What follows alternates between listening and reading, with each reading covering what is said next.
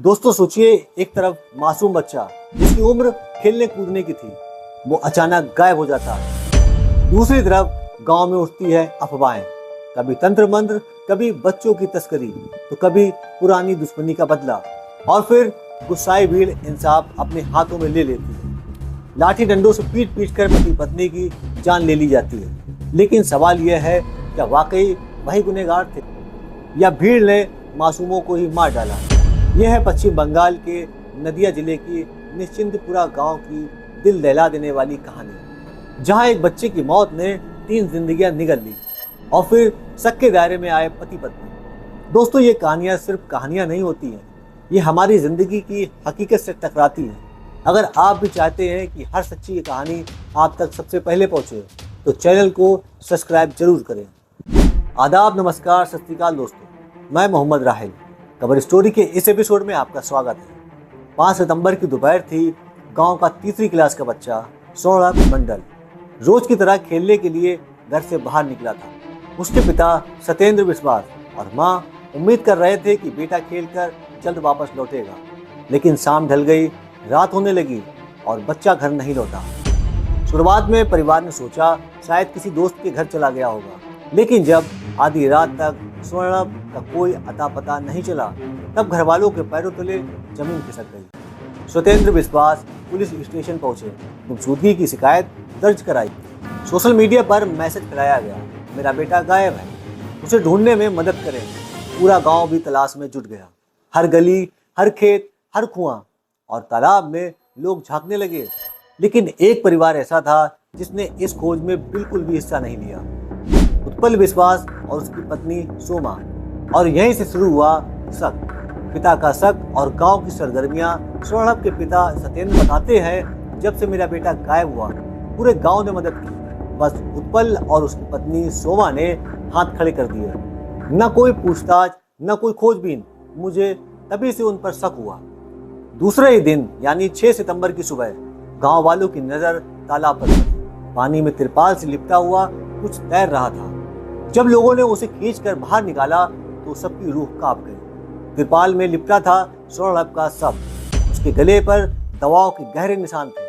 शरीर पर चोट और संघर्ष के सबूत दिखाई दे रहे थे। गांव वालों का गुस्सा फूट पड़ा और उनका शक सीधा गया उत्पल और सोनम पर। गांव में पहले से ही कानाफूसी थी। कुछ कहते उत्पल और सोमा बच्चों की तस्करी में शामिल है, कुछ कहते वे तंत्र मंत्र करते हैं, बलि चढ़ाते हैं। इन अफवाहों ने आग में घी डालने का काम किया। पुरानी दुश्मनी ने दरअसल मंडल परिवार और विश्वास परिवार के बीच जमीन को लेकर झगड़ा चल रहा था। गांव में ये विवाद सबको मालूम था। तो जैसे ही सौरभ का शव उत्पल के घर के पास तालाब से मिला, भीड़ के लिए ये सबूत बन गया कि वही दोषी हैं। शाम तक सैकड़ों लोग जमा हो गए। लोगों के हाथों में लाठी डंडे और गुस्से की आग थी। भीड़ ने कुछ नहीं सोचा, कुछ नहीं समझा। उत्पल और सोमा को घर से घसीटकर बाहर निकाला गया। लाठी डंडों से उनकी बेरहमी से पिटाई शुरू हुई। कोई कह रहा था ये बच्चे के हत्या के गुनहगार हैं। कोई चिल्ला रहा था इन्हें मत छोड़ना, ये बच्चों की तस्करी करते हैं। कोई अफवाह फैला रहा था ये तंत्र मंत्र के लिए बच्चे की बलि चढ़ाना चाहते थे। और भीड़ बस पीटती रही, तब तक पीटती रही जब तक वह पति पत्नी की जान नहीं चली गई। उनका घर भी जला दिया गया। उनकी संपत्ति, जूट का गोदाम, सब आग की भेंट चढ़ा दिया गया। चश्मदीदों की नज़र से गांव के ही सोमेन मंडल ने बताया, जब सब मिला तब भीड़ आपे से बाहर हो गई। किसी ने कोई सबूत नहीं देखा, बस मान लिया कि बच्चा इन्हीं ने मारा है। भीड़ ने दोनों को बेरहमी से मार डाला।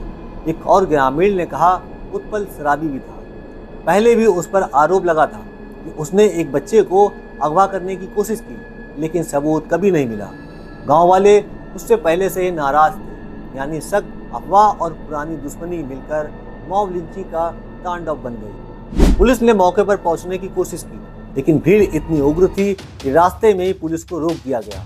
यहाँ तक कि फायर ब्रिगेड की गाड़ियों को भी गांव वालों ने घुसने नहीं दिया। काफी मशक्कत के बाद पुलिस ने हालात को काबू में किया। उत्पल और सोमा को अस्पताल पहुंचाया गया, लेकिन डॉक्टरों ने वहां मृत घोषित कर दिया। अब मामला दो तरफा था। पहला बच्चे की हत्या, दूसरा पति पत्नी की मॉब लिंचिंग। दोनों केस दर्ज हुए। फॉरेंसिक टीम ने तालाब और घटना से सैंपल इकट्ठा किए। पोस्टमार्टम रिपोर्ट आई, सौरभ की मौत गला दबाकर की गई हत्या है। पुलिस ने 4 लोगों को गिरफ्तार किया, छोटू मंडल, सुप्रिया भौमिक, कार्तिक मंडल और सुचित्रा मंडल। इनमें से एक आरोपी उत्पल और सोमा का ही बेटा है, जो गंभीर रूप से घायल था और अस्पताल में भर्ती है। यानी शक और गुस्से में जिस भीड़ ने उत्पल और सोमा को मार डाला, हो सकता है वो असली गुनहगार ही ना हो। इस घटना ने पूरे पश्चिम बंगाल को हिला दिया। राज्य सरकार ने सख्त कार्रवाई का आदेश दिया। 13 लोग मॉब लिंचिंग के आरोप में गिरफ्तार हुए। लेकिन असली सवाल वहीं रह गया, क्या गुस्साई भीड़ ने मासूमों को मार दिया, या तंत्र मंत्र की अफवाह सिर्फ बहाना थी, या सचमुच बच्चे की हत्या के पीछे किसी गहरी साजिश का हाथ है? दोस्तों सोचिए, एक बच्चा मरा, फिर शक में आए पति पत्नी भी मार दिए गए। अब अगर कल को पता चला कि असली कातिल कोई और था, तो क्या ये इंसाफ कहलाएगा? क्या गुस्से में इंसाफ अपने हाथ में लेना सही है? क्या अफवाह और अंधविश्वास हमारी सोच पर इतना हावी हो सकते हैं कि हम मासूमों की जान ले लें?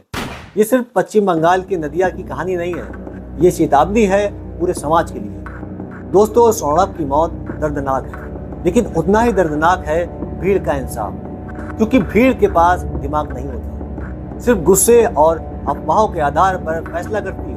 आज सवाल सिर्फ नदिया के उस गांव से नहीं है, सवाल हम सब से है कि क्या हम भी कभी अफवाहों में आकर किसी की जिंदगी बर्बाद कर सकते हैं, या फिर हम रुक कर सच का इंतजार करेंगे? दोस्तों, इस पूरी घटनाक्रम को सुनाने का उद्देश्य किसी को परेशान करना या किसी का दिल दुखाना नहीं, बल्कि आपको जागरूक करना, आपको होशियार रखना है। मिलते हैं खबर स्टोरी के किसी नए एपिसोड में। जब तक अपना ख्याल रखें।